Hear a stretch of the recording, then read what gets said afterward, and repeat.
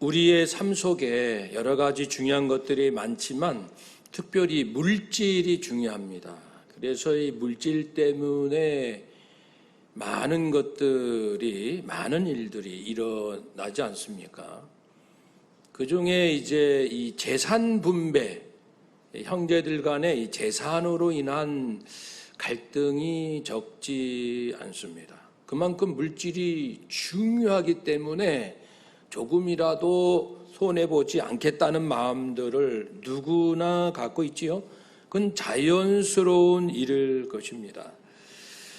물질 만능 주의 시대라 해서 정말 물질이 모든 것을 해결해 줄 것 같은 그런 착각을 충분히 줄 만한 세상인 것도 사실입니다. 그런데 이 물질로 참된 행복을 누리는 사람은 보기 어렵습니다. 이 물질은 정말 양면성인 것 같아요. 굉장한 일을 할 수 있게도 하면서도 우리들로 하여금 가장 어리석게도 할 수 있는 것이 물질이다. 물질 자체가 그렇다는 것이 아니죠. 사람의 마음이 그렇게 요동치는 것입니다. 문제는 마음이지 물질 자체는 물론 아니겠지요. 하나님께서 물질을 만드실 때 사람들에게 고통을 주시려고 만드셨을까요? 그렇지 않지요. 모든 것을 만드신 후에 보시기에 좋았다. 무엇을 만들어도 참 좋다. 이리죠. 굿. 야, 참 위대하고 놀랍구나. 완전하여 아름답네. 하나님은 모든 만물, 물질 세계에 대해서 그렇게 기뻐하셨어요. 근데 이런 아름답고 귀한 물질 때문에 마음이 무너지고 인생이 망가진 것은 인간 자기 자신 때문이죠. 자신의 마음 때문입니다. 그것을 탐심이라고 성경은 분명히 말씀합니다. 오늘 본문에 탐심이 아주 중요한 주제가 됩니다. 탐심. 예수님께 한 사람이 나와서 형과의 재산 문제로 갈등이 있는데 깔끔하게 좀 정리해 주세요 라고 부탁을 합니다. 아마 형이 욕심을 부렸던지 아니면은 공평하게 나눠줬는데 동생이 가만히 생각해도 좀 억울하다 싶어서 억지를 부리는지는 모르겠습니다. 좌우지간에 형제지간의 물질 문제로 영 마음이 편치 못합니다. 그래서 이제 이 문제를 가지고 예수님 이 문제 좀 해결해 주세요. 왜냐하면 그 당시 랍비들이 이 재산으로 인한 소송을 해결해 주곤 했기 때문에 예수님이 굉장히 똑똑하시고 유능하시고 뭔가 비범한 모습을 봤기 때문에 예수님을 랍비, 뛰어난 랍비로 생각했던 것 같아요. 그래서 늘 랍비가 그런 일을 해 주었던 것처럼 예수님 이 문제 좀 해결해 주세요 그랬습니다. 그런데 예수님은 그것을 나는 해결해 주지 않겠다. 내가 왜 그 문제 해결해 주기 위하여 왔니? 그렇게 말씀하시죠. 이 물질은요, 그 10계명 중에서도 마지막 계명에 내 이웃의 것을 탐내지 말라라고 말씀했습니다. 10계명 1, 2, 3, 4계명은 하나님과의 관계, 10계명 5, 6, 7, 8, 9, 10은 사람과의 관계, 사람과의 관계 계명 중 하나만 어겨도 인간관계가 건강해지지 못하죠. 인간관계 건강하지 못하면 내 마음이 편할 리가 없습니다. 영 불편합니다. 그래서 하나님은 우리가 정말 제대로 행복한 인생을 살라고 10계명을 주셨고, 그리고 인간을 주신 이 6가지 계명을 그냥 한마디로 압축하면 탐내지 말라는 것이죠. 탐내지 말라. 진정한 행복은 하나님과의 관계가 건강하고 사람과의 관계가 건강해야 된다. 행복은 관계에 있습니다. 소유에 있지 않고요. 관계에 있습니다. 하나님과의 관계, 이웃과의 관계, 관계 안에 있지요. 에베소서 5장 3절에 음행과 온갖 더러운 것과 탐욕은 이름도 부르지 말라. 아예 그런 건 쳐다보지도 말라. 그것이 성도의 마땅한 바니라. 땅에 있는 지체를 죽이라. 음란, 부정, 사욕, 악한 정욕, 탐심을 죽이라. 탐심을 끊어야 된다. 왜냐하면 탐심이 우상 숭배니까요. 사람은 본능적으로 자기를 지키려는 자기 보호 본능이 있습니다. 누가 나를 가장 잘 지켜줄까 늘 찾고 있습니다. 어느 직장을 가야 우리 가정이 가장 안전할까? 누구와 사귀어야 내 삶이 든든할까? 자기를 보호하기 위하여 직장도 찾고 사람도 찾고 여러 가지 방법들을 찾고 있지 않습니까? 저거다. 저것만 붙잡으면 되겠다 싶어서 붙잡습니다. 그런데 그걸 절대화해서 그거 놓치면 큰일 날 줄 알고, 그거 놓치면 인생이 망할 줄 알고 꼭 붙드는 것, 그게 우상이지요. 하나님 이외의 것을 꼭 붙들면 우상이 됩니다. 탐심은 우상 숭배니라. 그래서 이 사람들이 붙드는 우상 중에 이 물질의 우상이 만만치 않습니다. 굉장한 것입니다. 그래서 예수님께서 재산 유산 분배 문제를 부탁을 받으셨지만 거절하시고 삼가 탐심을 물리치라 하시며 하신 말씀이 사람의 생명이 재산이 많아야, 물질이 많아야 그 생명을 얻는 것은 아니다. 여기서의 생명은 육신의 생명이 아니고 영적인 생명, 영원한 생명은 물질이 많다고 얻는 것도 아니고 또 하나님께 인정받는 삶을 의미하거든요. 하나님께 인정받는 삶은 가난해도 얼마든지 인정받을 수 있어요. 정말 가난하게 살아도 하나님께 크게 인정받을 수 있어요. 내 영혼이 내 마음 저 깊은 곳에서부터 잔잔하면서도 아주 그냥 묵직하면서도 광대한 우주만큼의 큰 기쁨으로 충만할 수 있는 삶, 우리 모두가 그걸 꿈꾸잖아요. 그렇게 기쁨으로 살고 싶다. 그것은 물질의 적고 많음에 좌우되지 않는다. 예수님께서 말씀하시는데, 그건 우리는 아마 길에 가는 사람 10사람 붙들고 물어보면 사실 그래요 라고 대답하겠지만 우리는 자주 깜빡깜빡 잊고 살아갑니다.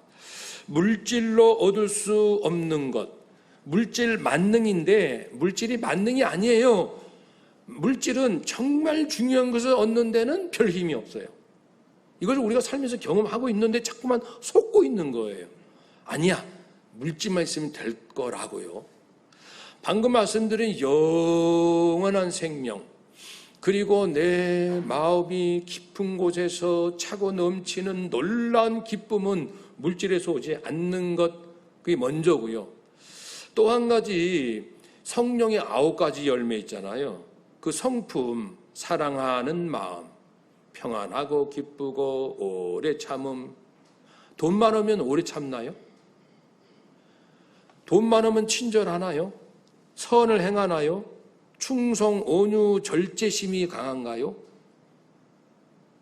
뭐 그럴 수도 있고 안 그럴 수도 있겠지만 근본적으로 물질이 주는 건 아니에요. 거룩한 성품을.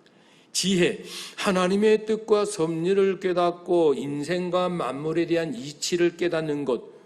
그럼 돈이 많으면 그것이 깨달음이 저절로 얻어집니까? 아니죠. 그걸 뭐 책을 사서 보고 어디 세미나 가고 강연 듣고 혼자 노력하고 그러면 이제 깨달을 수 있지만, 그래서 돈이 도움은 줄 수 있지만 물질 자체가 나에게 막 깨달음을 줘가지고 정말 지혜로운 사람이 되는가? 그렇지 않죠. 물질로 성령의 능력을 받나요? 성령의 은사를 받습니까? 특별히 죄와 싸울 수 있는 능력이 있나요? 돈이 많을수록 죄 짓지 않는다. 자신 있게 말할 분 있습니까? 아들아, 딸아, 계속 재산을 앞으로 늘리거라. 왜냐하면 재산이 많을수록 너는 거룩하게 살기 때문이다. 죄 짓지 않기 때문이다. 라고 말할 수 있는, 당당하게 말할 수 있는 부모들 계신가요? 오히려 주춤할 거예요. 야, 이 세상에서 돈을 많이 버는 건 좋은데, 야, 이 돈 많이 버는 것 이거 하다 보면 죄도 많이 짓는 게 따라온다. 이 참 괴로운 게 세상이야라고 부모들이 어쩌면 말씀하지 않을까요? 물질이 많다고 건강, 물론 보다 건강해요. 우리 어느 조사에도 있지만 가난한 것보다 물질에 부유한 사람들이 더 건강하게 살 확률은 높아요. 그렇지만은 그것도 어느 한계지요. 그리고 사명과 열정. 사람은요, 사명감이 있어야 돼요. 내가 왜 사는지. 사명감, 그리고 열정. 이것이 있어야 인생이 기쁘고 즐겁잖아요. 물질이 많다고 막 사명감이 생깁니까? 거룩한 사명감, 좋은 사명감, 다른 사람에게 감동을 주는 사명감, 열정이 있습니까? 오래전 30년 전 이야기입니다만은 제가 캐나다 밴쿠버를 간 적이 있습니다. 거기에서 빅토리아 섬 부처드 가든이라는 그 우리나라 저 거제도 가면 외도 있잖아요. 인공적으로 천국처럼 만들어 놓은 섬이, 그 섬이 그 가게 됐어요. 그 배 안에서 캐나다의 우리로 말하는 교육자원부, 문교부 직원을 만났어요. 그래서 제가 물어봤죠. 캐나다 청소년들은 어떤 꿈을 갖고 살아갑니까? 그러니까 그분이 주저하지 않고 얘기해요. 우리 청소년들은요, 꿈이 없어요. 그래요. 저는 깜짝 놀랐죠. 이렇게 자원도 풍성하고 선진국이고 꿈이 없다는 거예요, 청소년들. 왜요? 그랬더니 너무 풍족하니까. 고생 안 해도 다 넉넉하게 살 수 있으니까 우리 아이들은 꿈이 없어요. 저는 충격받았습니다. 잘 살면 꿈이 없어요 라고 오히려 말할 수 있습니다. 우리 집안이 넉넉하면 우리 아이들은 꿈이 없어요. 왜냐하면 부모 재산 기대니까.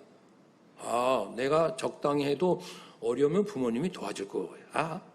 그리고 이미 평생 먹고 살 거 다 돼 있는데 뭘 이렇게 애써, 뭘 이렇게 고생하며, 뭘 도전하고 모험해.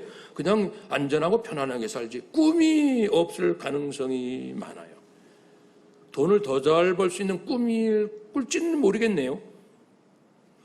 물질이 많다고 미래가 반드시 행복하다는 보장 또한 없어요. 그래서 꼼꼼히 우리가 정말 생각해 봅시다. 물질이 우리에게 많은 편리함과 유익 주는 건 사실이지만 우리 인생에 정말 중요한 것들은 물질이 조금 도움은 줄 수 있지만 결코 줄 수 없다는 사실을 우리 부모들이 정말 뼈저리게 우리 깨달읍시다. 부모가 정신을 바짝 차려야 아들, 딸들에게 얘야, 물질은 이렇게 좋아. 참 유익해. 많으면 좋긴 해. 그런데 명심해야 돼. 물질이 많다고 이게 저절로 오는 건 절대 아니야. 라고 말합니다. 인생에 가장 중요하고 급하고 분명하고 어쩌면 얻기 쉬운 가장 그러한 가치가 있는데 그게 뭐겠니? 하나님이시란다. 너희는 먼저 하나님의 나라와 의를 구하라. 그리하면 이 모든 것을 너에게 더하시리라. 하나님이 가장 중요해요. 우리가 추구할 가장 중요한 것은 하나님. 가장 급한 것 하나님. 우리 빨리빨리 하는 거 좋아하잖아요. 빨리.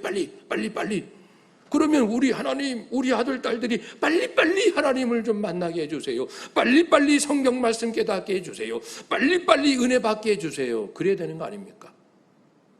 근데 우리 부모님들 가슴 속에 자녀들을 볼 때 뭐가 그렇게 빨리빨리 움직입니까? 이 부분. 골로새서 3장 1절 말씀에 너희가 그리스도와 함께 다시 살리심을 받았느냐? 구원받았느냐? 부활의 천국에 대한 소망이 있느냐? 그렇다면 위의 것을 찾아라. 천국을 바라봐라. 거기에는 예수님이 계신다. 그러니까 천국을 깜빡깜빡 잊어버리면 그만큼 땅이 내 안에 쑥쑥 들어옵니다. 내 생각을 지배합니다. 아무리 세계적인 석학의 가르침이요 모든 이치를 관통할 수 있는 위대한 깨달음을 얻었다 할지라도 천국을 망각하면 결국 자기 꾀에 자기가 넘어간다고요. 나는 똑똑해, 나는 깨달음을 얻었어, 나는 모든 이치를 잘 알고 있다라는 그 생각 때문에 하나님 놓치고 천국 놓치고 영원한 생명 놓치고 우리 주님 다시 오실 것 놓치고 영원한 건 다 놓치는 것이죠. 예수님께서 그 문제로 오른 사람에게 그렇게 나는 그 너희들 재산 문제 해결해 줄 마음은 없다. 그렇지만 원리, 재물을 대하는 사람의 근본 원리를 말씀해 주시겠다. 그것이죠. 그러면서 16절 이하의 비유를 주십니다. 소위 어리석은 부자의 비유입니다. 무엇을 우선시해야 되는가, 어떤 가치가 정말 영원하고 중요한가를 깨우쳐주는 비유입니다. 한 부자가 있습니다. 그래서 그 해도 아마 소출이 추수가 많이 될 이제 그 목전에 있습니다. 야, 이렇게 많은 이 수확을 얻으면 지금 창고도 쌓아둘 곳이 없는데 어떡하지? 창고를 더 좀 지어야겠다.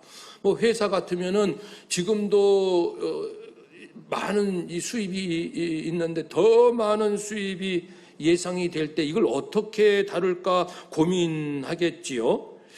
그래서 창고를 짓자. 더 많은 수입을 그 소출을 쌓아둘 수 있는 창고. 그렇게 해두면 여러 해, 3년, 4년, 5년 여러 해 쓰기에 풍족하고 즐겁고 안락한 삶을 먹고 마시고 즐겁게 살 수 있다. 그 생각을, 그건 뭐 자연스러운 거죠. 수확이 많으면 몇 해 동안 먹을 거 있겠죠. 그래서 가물 때 저축해두면은, 풍년 때 저축해두면은 가물 때 우리가 도움을 받는 거. 이것도 지혜는 지혜죠. 그러니까 이거 자체가 잘못된 것은 아닙니다. 그런데 문제는, 그러니까 수확이 많을 때 저축해서 어려울 때를 대비하자. 이건 지혜예요. 문제는 그 부자의 마음속에 물질 이상의 더 소중한 가치가 없다는 거예요. 그것이 전부인 줄 알고 있는 거죠. 그러니까 하나님께서 그날 밤에 내 영혼을 도로 찾으시겠다라고 하면, 즉 네가 오늘 죽으면 네가 그렇게 미래를 위하여 야무지게 쌓아놓은 재산, 이 재물 다 어디로 가겠는가? 누가 쓰겠느냐? 너 오늘 죽으면 모든 게 끝이지 않겠느냐? 생명의 소유가 하나님께 있다. 네 인생, 네가 지금 오늘 죽고 사는 것은 하나님 손에 있어요. 하나님 손에 있어요. 우리가 그 1960년대만 해도 평균 수명이 60이 안 됩니다. 우리나라의 경우 불과 50, 60, 70년 전만 해도 환갑 맞이하기가 쉽지 않았어요. 그런데 70년 지난 지금은 20년 이상 평균 수명이 길어졌습니다. 그때는 그때대로 하나님께서 사람들의 평균 수명을 주장하시고, 지금 의술이 발달하고 여러 가지 제도가 발전하는 이런 때는 그 당시에 문화와 문명에 따라서 하나님께서 또 평균 수명을 늘려주시는, 이것도 하나님의 섭리 가운데 있는 겁니다. 그렇죠? 어쨌든 생명은 하나님께 있다. 생명뿐이겠습니까? 생명은 가장 중요한 것인데 사람의 힘으로는 도무지 할 수 없는 그것마저 하나님 손에 있다고 하는 것은 하나님의 절대성, 하나님의 전능성, 전능하시다. 그런 분이 이제 생명뿐 아니라 모든 재물도 하나님께 달려있다라는 것입니다. 이걸 깨달으라. 근데 우리가 거듭 생각하지만 우리는 때때로 어리석습니다. 우리 이걸 인정하는 게 중요해요. 한번 따라 합시다. 나는 때때로 똑똑하지만 또한 어리석습니다. 분명히 사람은 똑똑해요. 위대해요. 뭐 우주선도 쏘아 올립니다. 정말 대단한 것이 인간의 능력입니다. 그런데 그만큼 인간은 한없이 어리석을 수 있다라는 양면성이 있으니까 틀림없이 나 지금 어리석을 거야, 이렇게 생각하는 게 지혜로울 것 같아요. 지금 이종고는 2022년도 당산동교회 담임 목사로 목회하고 두 딸의 아빠이면서 그리고 또 목회 이외에 누구를 만나고 무슨 책을 읽고 어떻게 또 생각하고 살아가는데 이 정도는 이 순간에 굉장한 어리석음에 빠져 있을 수 있다. 이렇게 생각하는 것이 지혜로울 것 같아요. 내가 어리석다는 생각하기 싫어서 자기가 정말 똑똑하다는 생각만 몰아가면은 어느 한순간에 무너질 때는 무너진지도 모르고 그렇게 되지 않겠습니까? 아, 그래. 지금 이 순간도 나는 어리석다. 라는 것을 깨닫고 또 한 가지 중요한 것은 본래 내 것은 아무것도 없다. 하나님 거잖아요. 본래 내 것은 아무것도 없다. 이런 걸 이제 크게 써붙여서 집안에 붙여놔야 돼. 왜냐하면 인간은 때때로 어리석으니까. 또 자기권적으로 착각하니까. 수도 없이 착각하거든요. 남편도 내 남편, 아들, 딸 내 거, 그리고 아내도 내 거, 부모님도 내 거, 건강 내 거, 재산 내 거, 직장 내 거, 자꾸만 착각을 하잖아요. 본래 내 것은 아무것도 없다. 라고 하면 이만하게 큰 글씨를 그냥 거실에 안방에 딱 붙여놓는 거예요. 완전히 뼛속에 새겨질 때까지 보고 또 보고 보고 또 보고. 그리고 또 한 가지 중요한 깨달음은 모든 것은 하나님의 섭리 안에 있다. 내 생각을 뛰어넘어 하나님은 모든 것의 주인이시니까 주인께서 만물의 창조주 주인께서 주인의 뜻을 갖고 하나님께서 섭리하고 계신다. 이것 또한 잠시도 잊어서는 안 됩니다. 그러니까 나는 때때로 어리석을 수 있고 내 것은 아무것도 없고 지금도 하나님은 내 인생에 개입하셔서 어떤 섭리를 펼쳐나가고 계신다. 이런 것들만 우리가 깨달아도 훨씬 정말 실수하는 시행착오를 줄일 수 있을 것입니다. 땅과 거기 충만한 것과 세계와 그 중에 거하는 자 다 여호와의 것이로다. 말씀하지 않았습니까? 사람들은 말씀드린 것처럼 불안하니까 뭔가 나를 도와줄 걸 찾는데 제일 중요하게 생각한 것이 재물이거든요. 물질이거든요. 주식과 채권, 부동산, 금, 달러, 코인, 저축, 연금, 보험. 그래서 어떻게 보면 어떤 분 얘기대로 내 인생 뒤돌아 살아보니까 그분 얘기예요. 돌이켜보면 평생 재테크 하다가 인생 다 지나간 것 같대요. 어떻게 하면 돈 더 벌지? 아, 이거 됐네? 안 됐네? 안 됐으면 막 씨름하고 고민하고 스트레스 받고 되면은 물론 좋겠죠. 잘 되면. 가지고 또 어쨌든 재테크 하니라고 내 인생은 다 지나가고 말았습니다.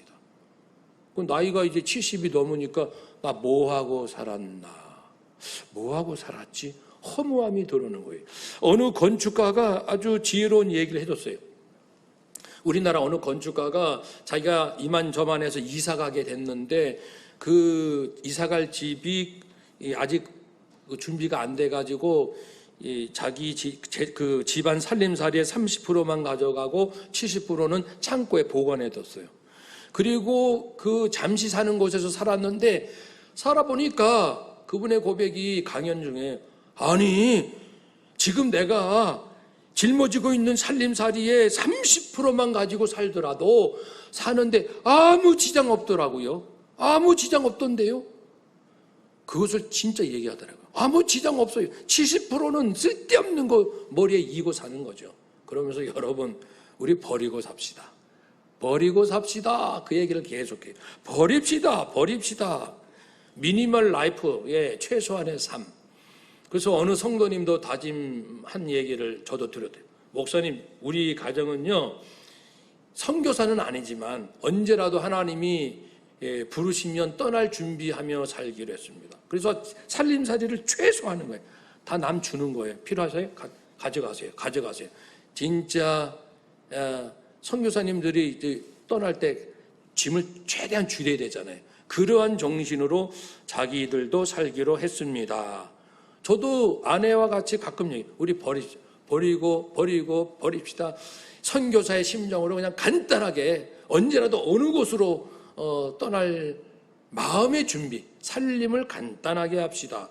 지금 있는 것도 많지는 않지만 주로 책입니다만은 책도 버리라고 자꾸만 그러는데, 그래서 우리가 그 깨닫는 것, 건전한 방법으로 몸과 마음의 건강을 지키면서 재테크는 해야 되겠죠. 유대인들은 어릴 때부터 아이들에게 재테크에 대한 훈련을 시키고, 우리나라 어느 한 경제 전문가 말대로 자녀가 9살 되면 초등학교 2학년만 되면은 이제 자기 재산, 이건 네 책상이야, 네 컴퓨터야, 이건 네 거야. 아빠가 너한테 준 거야. 이거는 네 거니까, 네 소유야, 네 재산이니까 네가 잘 해야 돼. 이거 잘 관리하면 오래 쓰겠지?